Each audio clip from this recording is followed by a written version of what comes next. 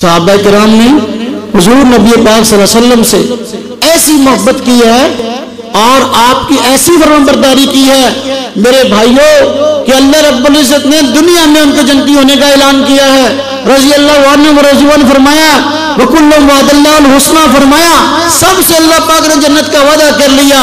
صحابہ کرام میں سے کوئی بھی ایسا نہیں تھا. ایک آدمی مجھے کہنے لگا کہ جی اس دور میں جو تنگی ہوتی تھی ان کے لیے جھنڈے خریدنے کے لیے بنانے کے لیے پیسے نہیں ہوتے تھے. یار ایسا نہ کہو. جو حضرات اپنا جان مال ہر چیز لٹانے پہ تیار اور انہیں لٹایا, اب آپ مجھے بتائیں کہ جھنڈا بنانے کے لیے پیسے نہیں تھے.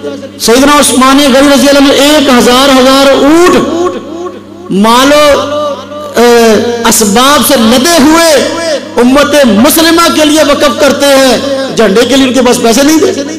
میرے بھائیو یہ تعویلیں کہیں کام نہیں آئیں گی.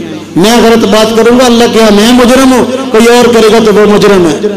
میں کسی سے اختلاف ڈالنا نہیں چاہتا, میں مسئلے کو اپنے منصب کا خیال رکھتے ہوئے سمجھانا چاہتا ہوں. اس دن کو بطور عید قرار دینا, یہ تہوار اسلام کا کون سا نہیں ہے, یہ شریعت بنانا یہ ہمارا کام نہیں ہے, یہ اللہ رب العزت کا کام ہے. شریعت کون دیتا ہے, کس کی طرف سے ہے؟ اللہ پاک کی طرف سے, حضور نبی صلی اللہ علیہ وسلم کی طرف سے. اب جس کو حضور نبی صلی اللہ علیہ وسلم نے عید قرار دیا وہ عید ہے, جس کو نہیں قرار دیا وہ عید نہیں ہے. یہاں معاملہ محبت اور نفرت کا نہیں ہے.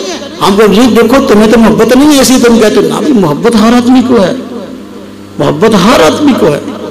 پھر دیکھیں جتنی حدیث کی کتابیں ہیں, میں عام کتابوں کی بات کرتا ہوں, آج لوگوں نے بند کمروں میں پتہ نہیں کون کون سی کتابیں ایجاد کر لی ہیں جو درس نظام میں پڑھائی جاتی ہے. بخاری شریف, مسلم شریف, ابن ماجہ, ہاں جی نسائی شریف ہے, ابو داؤد شریف ہے, ہاں جی موطا امام محمد ہے, موطا امام مالک ہے, طحاوی شریف ہے. کتابیں ہیں جو دنیا پڑھتی ہے, ہم سب پڑھتے ہیں, اس میں ہمارا کوئی اختلاف نہیں, اتفاقی کتابیں ہیں اور ان کے پڑھنے کی وجہ سے ایک آدمی عالم بنتا ہے. میں بھی سب ان کتابوں کے پڑھنے کی وجہ سے عالم بنتے ہیں. ان کتابوں میں بطور تہوار کے اس دن کو بطور عید نہیں بنایا گیا. فقہ کی کتابیں موجود ہیں, حدیث کی کتابیں موجود ہیں. فقہ کی کتابیں جو ہم سب کی میراث ہے, امام اعظم ابو حنیفہ رحمۃ اللہ علیہ کی ہم سب مقلد ہیں, اہل سنت والجماعت. اب فقہ حنفی کی جتنی کتابیں ہیں جو درس نظامی میں پڑھائی جاتی ہیں, خواہ وہ نور الازاں ہو, خواہ وہ کنز الدقائق ہو یا قدوری ہو, ہم سب پڑھتے ہیں, اس میں ہمارا کوئی اختلاف نہیں ہے. خواہ ہدایہ ہو, یہ بڑی بڑی فقہ کتابیں ہیں, ان میں سے کسی کتاب کے اندر یہ ربیع الاول والی عید ہے ان کے اندر کوئی گل نہیں ہے. چھوٹی عید عید الفطر اس کے احکام بیان ہوئے ہیں, عید الاضحیٰ اس کے احکام بیان ہوئے. اگر یہ اسلام کی عید ہوتی بھی اس میں بھی تو فقہا مسائل بیان کرتے ہیں. فقہا تو وہ ہیں جو کہ ایک حدیث سے سینکڑوں مسئلے نکال لیتے ہیں, تو کیا وجہ کہ ان کو کوئی ایسی حدیث نہیں ملی جس میں جو ہے یہ ربیع الاول کی عید کا بھی کوئی مسئلہ ہوتا ہے, وہ نکالتے بھی عید کے دن ربیع الاول میں جو 12 ربیع الاول کی عید ہے اس میں فلاں فلاں کام کرنا چاہیے, فلاں نہیں کرنا چاہیے. اب دیکھو نا الگ الگ فقہا نے بحث کی ہے. عید الاضحیٰ ہے, اس میں فلاں کام کرنا سنت ہے, جس طرح کہا گیا سنت کیا. عید الاضحیٰ ہے کہ بھائی عید کی نماز پڑھنے سے پہلے کچھ نہ کھاؤ, عید پڑھ کے آ کر کچھ کھاؤ. اب یہ کیا ہے, عید الاضحیٰ کی سنت ہے, فقہا نے اس کو بیان کیا ہے. اب عید الفطر کی سنتیں ہیں, ان کو بیان کیا ہے, احکامات ہیں. جس طرح فرمایا گیا کہ عید الفطر ہے بھائی پڑھنے جانے سے پہلے صدقۃ الفطر ادا کرو اپنا.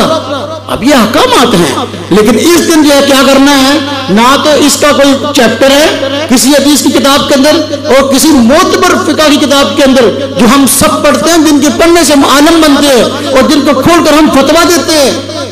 دیکھیے میں جو باتیں کر رہا ہوں یہ اتھینٹک ہیں, جن کو ہم پڑھنے سے عالم بنتے ہیں اور جن کو پڑھ کر ہم فتویٰ دیتے ہیں اور پڑھنے سے ہم مفتی بنتے ہیں.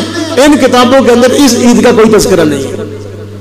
دین کے معاملے کے اندر لڑنا جھگڑنا فساد پیدا کرنا یہ تو ویسے گناہ کی بات ہے.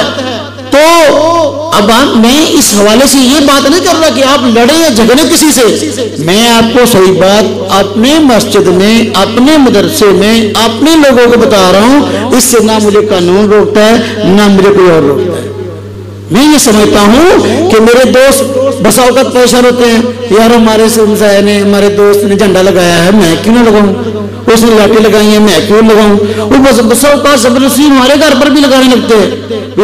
بھائی دیکھو اپنے گھر کے باہر آپ نے لگایا، ہم آپ کو نہیں روکتے، ٹھیک ہے لگا لیں، لیکن جب آپ کہیں گے زبردستی کوشش کریں گے میرے گھر کے آگے بھی لگانا ہے، پریشان تب بنیں گے نا جی، جب آپ کی کوشش ہوگی کہ بھئی جھنڈا یہ بتیاں اور یہ چیز آپ نے اپنے گھر کے آگے لگائی ہے، کوئی لڑائی نہیں ہے، لیکن جب آپ کہیں گے بھی آپ کے گھر کے آگے بھی لگانی ہے، پھر لڑائی ہے۔ یا اگر آپ اپنے گھر کے آگے جھنڈا لگاتے ہیں، بتیاں لگاتے ہیں اور اپنے آپ کہتے ہیں میں تو بہت بڑا مسلمان ہوں، میں نے اسے حق ادا کر دیا ہے، اور مجھے کہتے ہیں یہ گستاخ ہے، اب مسئلہ اس چیز کا ہے۔